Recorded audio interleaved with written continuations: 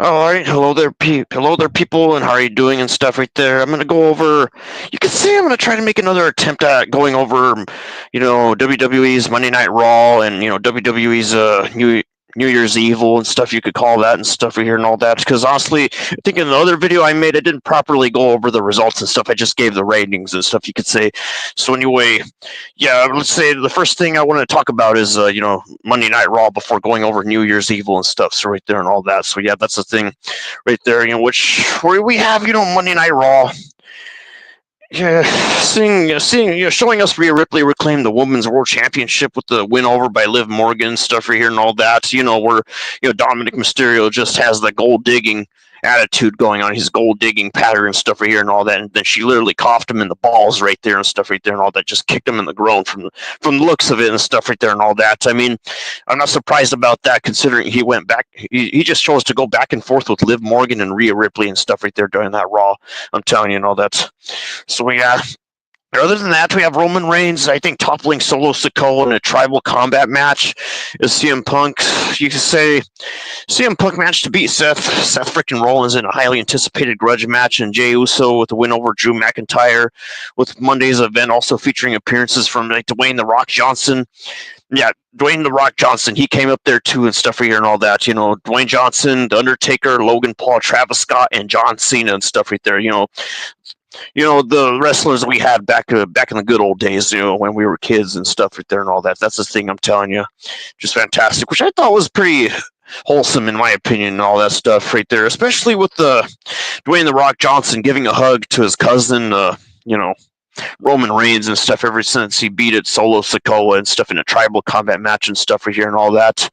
So, yeah, that's the thing right there. So anyway, we also had Logan Paul, Travis Scott, and John Cena, who officially kicked off his year-long farewell tour, which will be featured prominently on Netflix and stuff. Because that's the thing, WWE, not too long ago, they made their deal with Netflix that they were planning since January 2024 and stuff here, with the WWE Netflix striking a landmark deal to bring, WWE's flagship weekly program and stuff right here and all that with about Raw to Netflix and stuff right there and all that, which turned out pretty decent stuff right there and all that. Because honestly, dude, at first I did not have much expectations. Like low expectations I had for Monday Night Raw at first, but then when I looked at it, oh man, I gotta say this Monday Night Raw was good. It was just fantastic, man. It was just very well done, in my opinion, man. I thought they did great, man. Just fantastic. That's the thing right there.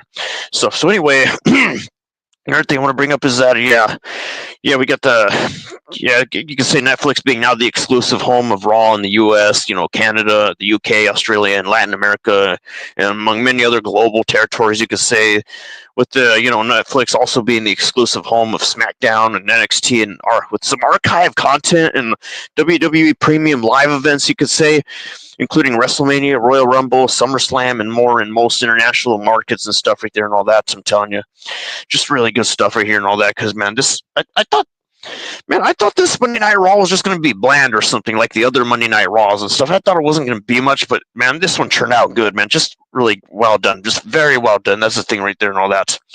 Right there, I'm telling you stuff right there. So yeah. And like I said earlier, I only gave the ratings in the other video to these shows and stuff. I didn't give the actual results. So that's why I made this video specifically for WWE and stuff right there, because I didn't give WWE the time to give out what I thought and stuff. Right? That's the thing. You could say something like that and stuff. I'm telling you. But anyway, I get WWE, posting some full Raw highlights and stuff back in January 6th on their YouTube channel. That's the thing right there and stuff and all that right there. And if my freaking console's going to start acting up again, then I'm going to start fighting it and stuff right there and all that. We got to do it and stuff because, I can't really miss out on this right there. I'm telling you. But let me tell you, this show was really good and stuff right there. The show was really good. So yeah, that's the stuff that happened and stuff right here and all that. Those wrestlers managed to gain the upper hand. I'm telling you and all that right there. I don't get why people have to post like quick results for like the good shows and stuff like how Monday Night Raw did and stuff right there and all that. Why do we got to post quick results, man? Some people can be pretty lazy on their web page results, just posting quick stuff right there, like defeat. I really hate to do that. I really hate when they do that while they leave a big blank space and stuff and all that. So anyway, I'm telling you. So how to put this off again? Yeah, Solo Sikoa lost against Roman Reigns in a tribal combat match with CM Punk beating what was it? Oh yeah, beating Seth Rollins and stuff right there. Is Rhea Ripley beated Liv Morgan and stuff right here and all that right there, man. Really good stuff right there. I mean, I don't know, because honestly, what I like about that show is that most of the wrestlers that won in this one, I was going for anyway and stuff right there. And I don't get why Logan Paul has to retire so freaking early. What is Logan Paul doing? Why is he leaving WWE? I don't get it. I just didn't really understand like why he's retiring so early from WWE. I don't get it, man. He could have spent longer in there. I mean, that would have been better with me and stuff right there. Because Logan Paul doesn't suck at all. I mean, he has some good high flying moves. Good the way he uses legs and stuff. That's the thing right there. I'm telling you, and all that. So yeah, this Monday Night Raw, I would have to. Yeah, this Monday Night Raw, I had to give a 9 out of 10 or something.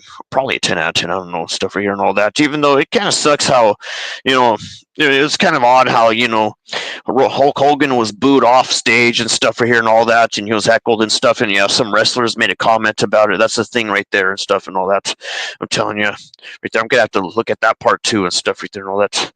So anyway, besides that, yeah, that's the stuff. That's like all the stuff that happened in WWE. Well, not all of it and stuff right there. I mean, I wish I could have used Netflix to go over Monday Night Raw properly and stuff here and all. But other than that, we had WWE's what was it? WWE's New Year's Evil. That's the thing right there. You can tell you that. So I'm gonna go over that one too and stuff while I after I gave Monday Night Raw a 9 out of 10 and stuff here and all that. So anyway, yeah, WWE's New Year's Evil. I'm telling you. That one's good. I thought that one was pretty decent too. Honestly, New Year's Evil, I feel that one doesn't compare to Monday Night Raw and Dynamite and stuff right there, but still good nevertheless. That's the thing I'm telling you and all that. I'm just gonna say that right there. I'm telling you. So anyway, yeah, New Year's Evil right there was back in January 7th. After Monday Night Raw, and it was like before Dynamite and stuff. You could say that's the thing right there. I'm telling you. So yeah, this show, it was decent as well, pretty decent as well. I mean, it didn't suck and all that. I mean, right there, even though I rushed on it a little bit and stuff right there, I wish I could have given more time on it, but things happen in the way in life and all that stuff. You could say, but let me tell you, I'll say that. Yeah, Dynamite really topped. I think Dynamite was really better in comparison to the other two shows. Like I said in the other video, that's the thing right there. I'm telling you, right there, and all that. Well, my freaking console's a freaking jackass because I want to properly go over, you know, New Year's Evil. New Year's Evil's results. That's the thing right there. I'm telling you. Which was pretty decent and stuff and all that. I mean, all right. It was all right. That's the thing. So how that went out, which you could say included the NXT title triple threat match with Roxanne Perez defending NXT Women's title and more and stuff right there and all that. Right there. So yeah, anyway, you could say Trick Williams will be defending the NXT Championship against Oba Femi and Eddie Thorpe in a triple threat match and stuff, while Thorpe was originally slated to compete in the Men's Iron Survivor Challenge at NXT Deadline on December 7th, but staged an attack on himself in order to get himself a shot at the NXT Championship, and stuff right there and all that, as Femi just subsequently, took his place in the match and defeated Wesley and stuff as Javon Evans and Nathan Fraser and Ethan Page to secure a shot at Williams' title. And Thorpe's plan worked, and he got himself a one-on-one match with Williams for his title on the December 17 episode of NXT, which ultimately ended with both men pinning each other and stuff. So yeah, that's what happened in that match right there and stuff right there. And not only that, we also had Roxanne Perez putting the NXT Women's Championship on the line for the first time since retaining against Ren Sinclair at an NXT live event back in December 14th and stuff, and she defends against Giulia and stuff. So yeah, that's the thing that happened right there. So I think, honestly, what I gotta say is, not only was Giulia previously unable to dethrone Perez as title holder on the October 1st episode of NXT, but she emerged victorious over Stephanie Vakir, Zarya Salruka, and Ren Sinclair in the Women's Iron Survivor Challenge at Deadline to secure a spot in tonight's match. I thought that match was pretty decent in my opinion. I thought that was pretty good stuff right there and all that. I mean, this may be quick results, but it's worth it anyway, since I didn't properly give results. I only gave a rating to these two shows and the other video and stuff right here and all that right there, because I just didn't feel prepared. But anyway, no excuses.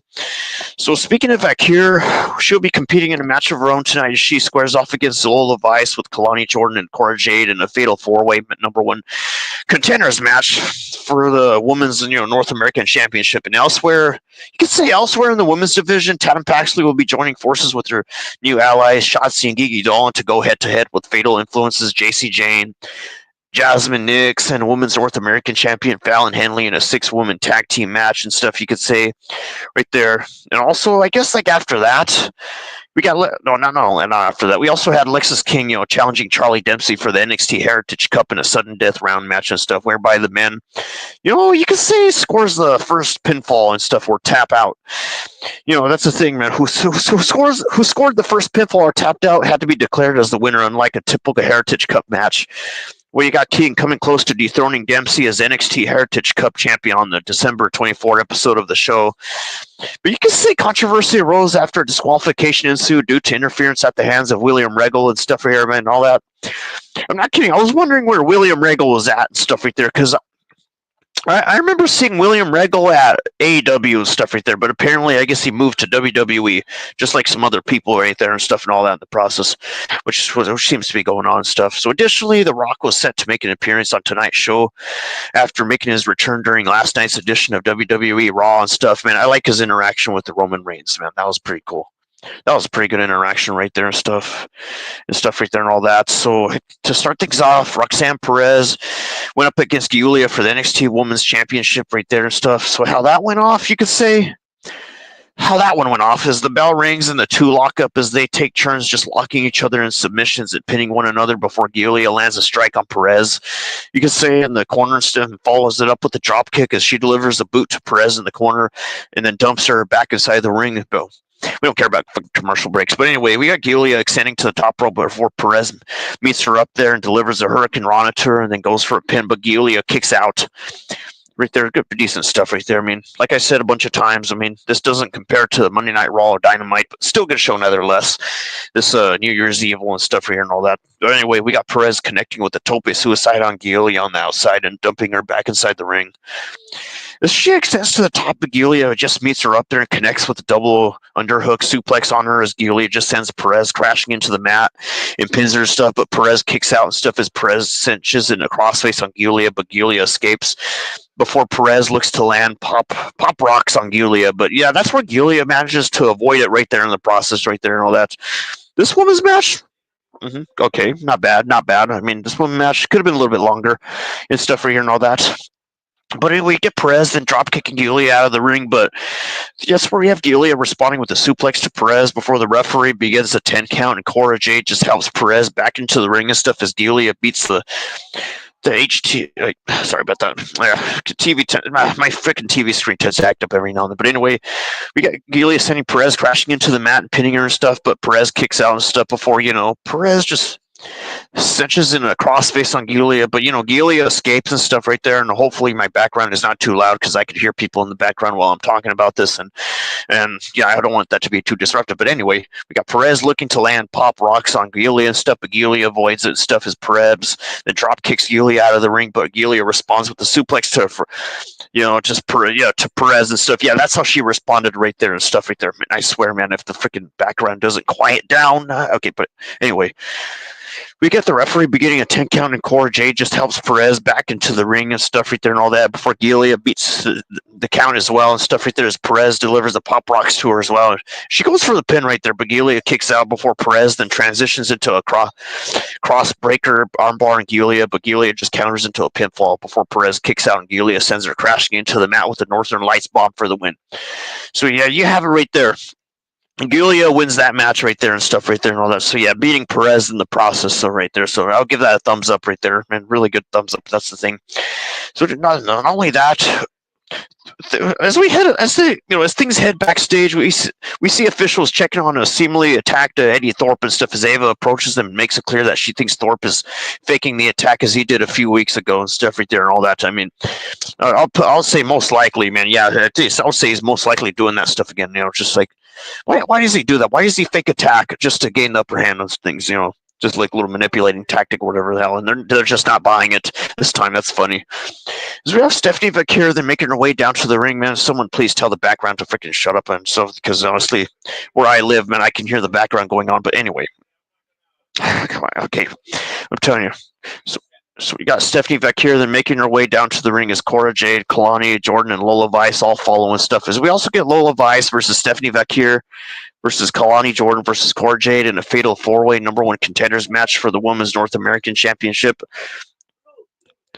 Yeah, that's what happened right there. Lola Vice versus the other female wrestlers and stuff. Was the bell rings, and Vaquer, Jordan, and Vice all fire off strikes on Jade as Jade is sent crashing out of the ring and stuff, but pulls Jordan out to join her and stuff as Jordan levels Jade and then gets back inside the ring before the page decides not to respond on my TV and stuff. And other than that, great show nonetheless, man. Great show nonetheless. So, okay, let me repeat myself again. The bell rings, and Vaquer, Jordan, Vice all fire strikes on Jade and stuff right there and all that. As Jade is sent crashing out of the ring, but pulls Jordan out to join her. As you can see, Jordan just levels Jade and then gets back inside the ring before Vice and Vaquer all take turns rolling one another up, you could say, and all that. I'm telling you, man, it's just decent stuff and all that right there and all that. If my freaking TV could have stopped being a jerk and stuff. But anyway, we got Jade delivering a double stomp to Jordan's spine and then pins her stuff as Vaquer breaks the fall and then sends Jade's head repeatedly bouncing off the mat.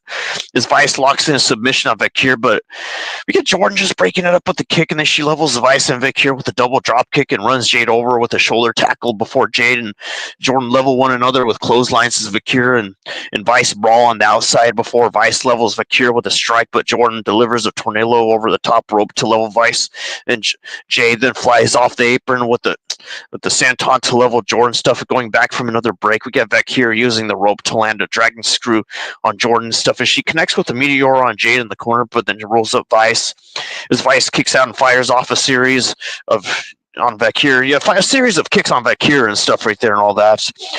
As we got them landing several rapid fire ones on Jordan before landing a hip attack on Vaquer and looking to land a second one on Jordan as Jordan moves out of the way before Vice can land the maneuver and stuff, which seemed to happen right there and stuff and all that. Man, it's really good back and forth, some decent moves here and there, you could say, and all that.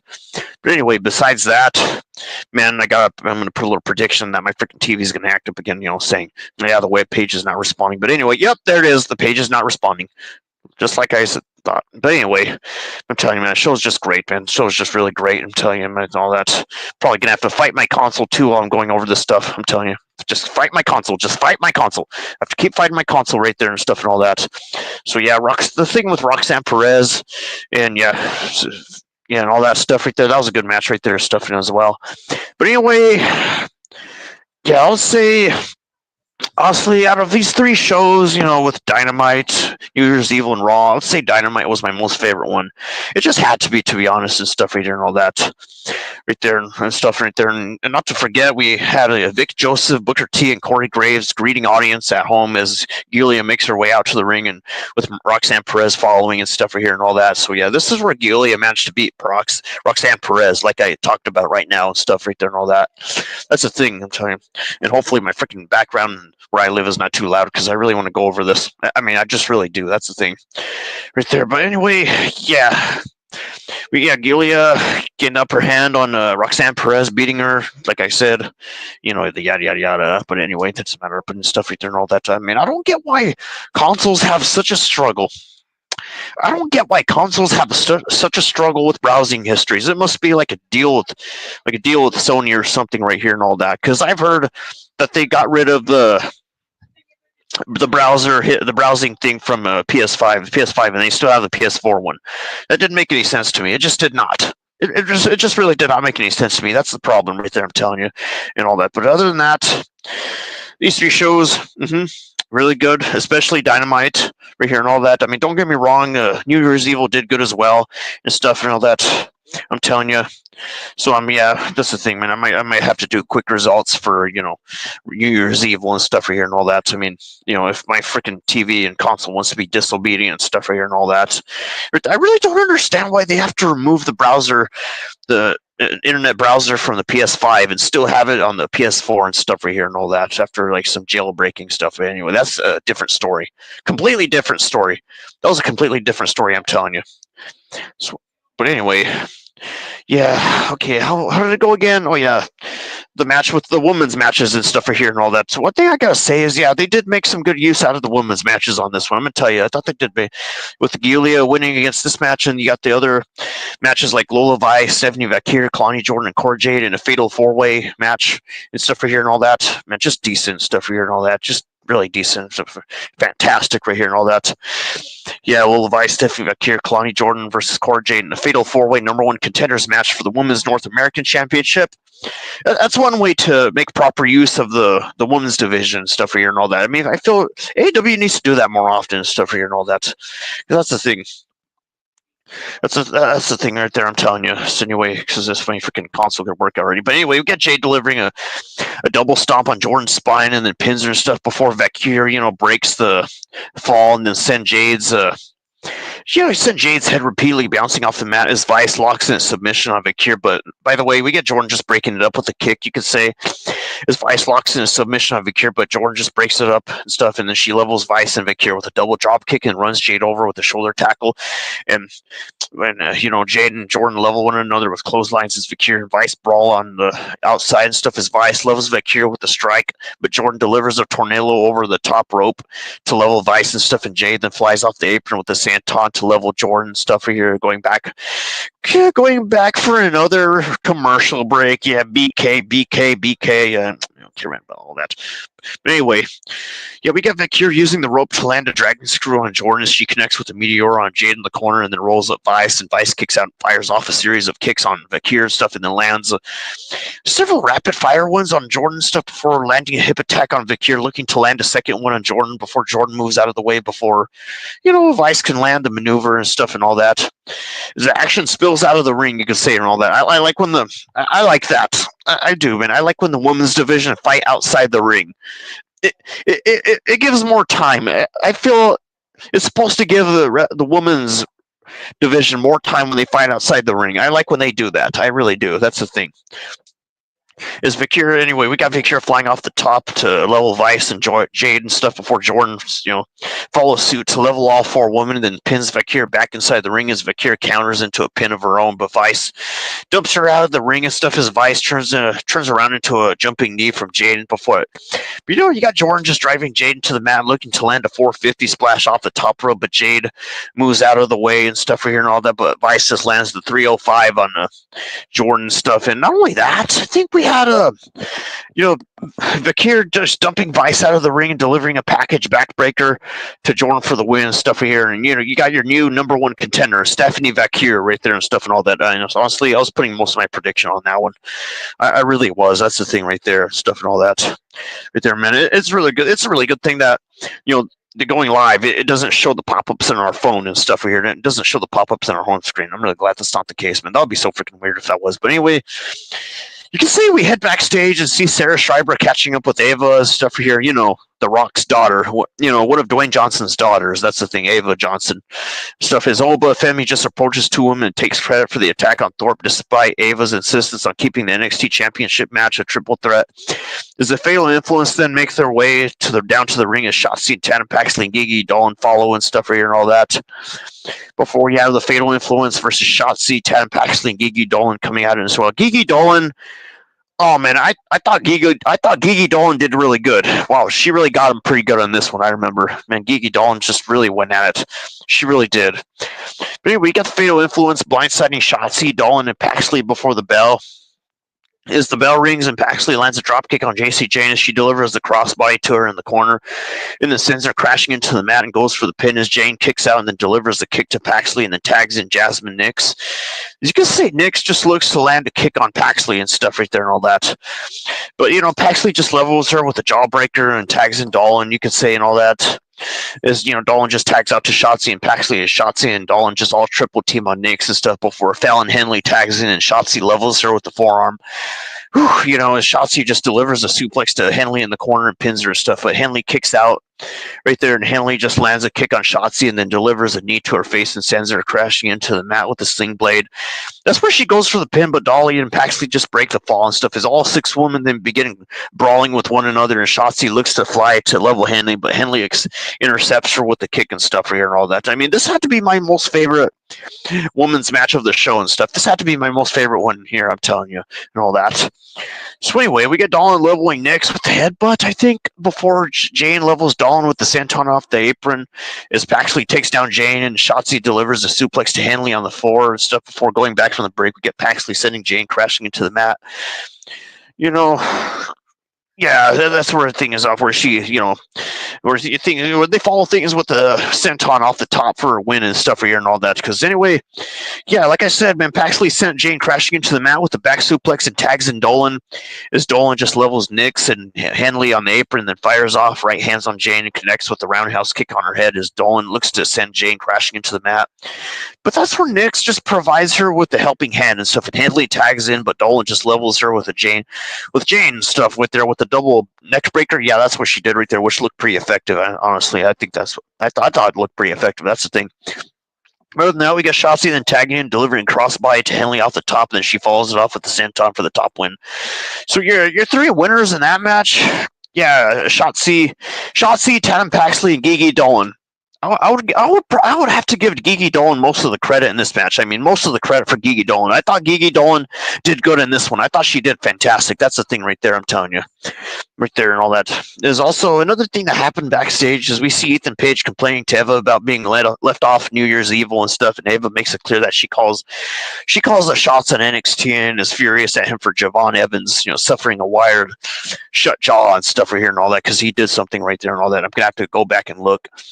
Is we also have The Rock then interrupting them and reiterating Eva's point about Eva calling his shots, as The Rock then tells Page that if he wants to be cool with him, then he has to be cool with Eva and stuff right there and all that. And I gotta say, man, this is The Rock that we're talking about here, man. This is The Rock. Man, I gotta say, oh man, Ethan Page was really asking for it.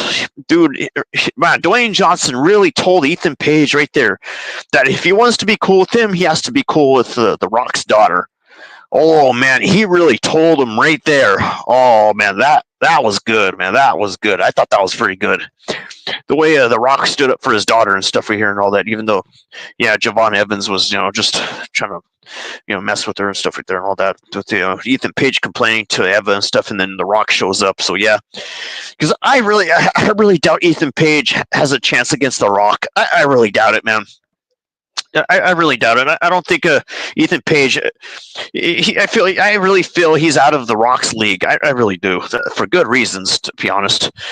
But anyway, yeah, we get The Rock then telling Page, yeah, that stuff right here, and we also have Lexus King then making his way out to the ring, where we get the No Quarter Catch crew following along right there, and stuff and all the process right there, which leads right up to I think the next match with the the thing, I forgot what it was. My memory, short-term memory loss can be stupid sometimes. When the freaking match with Charlie Dempsey and Lexus King in a sudden death round for the NXT Heritage Cup and stuff and all that. Before we get the bell ringing and Dempsey just wearing King down and stuff here and all that. Lexus King. That's the thing right there. Anyway, where we have him firing off uppercuts on him and stuff here and all that. I mean, no, I don't know. Okay, which is one thing. Is we also have Trick Williams versus Oba Femi, Eddie Thorpe in a triple threat match for the NXT. That I'm going to talk about as well. That's the thing right there. But besides that, we get the bell ring and Dempsey wears down with a submission as he fires off uppercuts on him. But King levels Dempsey, but Tavian Heights and Miles Bourne goes with the crossbody as well. You could say and all that right there. And I swear, man, my freaking console wants to be a jackass and stuff right here and all that. I mean, I wish my freaking computer didn't break.